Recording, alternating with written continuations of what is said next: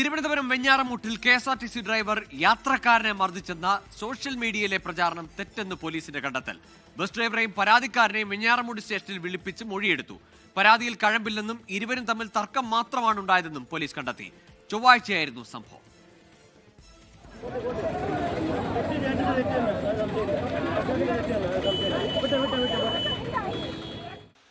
കഴിഞ്ഞ ചൊവ്വാഴ്ച രാവിലെ 8 മണിയോടെ MC റോഡിൽ വെഞ്ഞാറമൂട് ജംഗ്ഷനിലായിരുന്നു സംഭവം.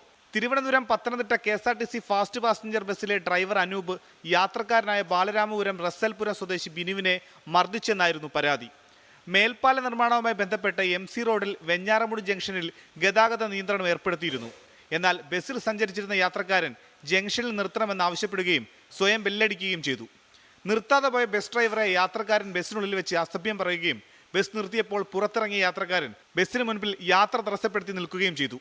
തുടർന്ന് ഡ്രൈവർ പുറത്തിറങ്ങി മാറി നിൽക്കാൻ ആവശ്യപ്പെട്ടു. എന്നാൽ ഇത് കണ്ട് നാട്ടുകാർ ഓടിക്കൂടിയതോടെ യാത്രക്കാരൻ തന്നെ ബസ് ഡ്രൈവർ മർദ്ദിക്കുകയാണെന്ന് ആരോപിക്കുകയായിരുന്നു. താൻ മർദ്ദിച്ചിട്ടില്ല എന്നാണ് ഡ്രൈവർ പോലീസിൽ മൊഴി നൽകിയത്. ഞാൻ തിരിഞ്ഞു നോക്കിയപ്പോൾ ഇദ്ദേഹം ബെല്ലടിച്ചു. അവിടെ 3-4 പേർ ഇറങ്ങാൻ വേണ്ടി നിൽപ്പുണ്ട്. അപ്പോൾ ഞാൻ ഫ്രണ്ടിലേക്ക് നിർത്തുമെന്ന് പറഞ്ഞു.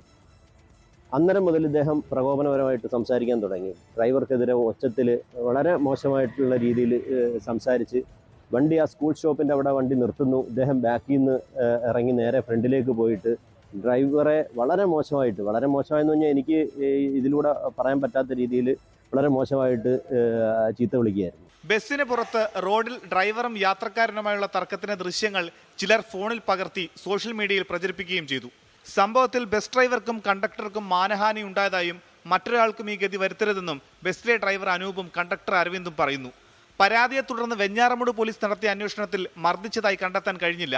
സ്റ്റേഷനിൽ ഹാജരായ പരാതിക്കാരനും KSRTC ബസ് ഡ്രൈവറും തമ്മിൽ പോലീസ് സാന്നിധ്യത്തിൽ രമ്യതയിൽ പിരിഞ്ഞു.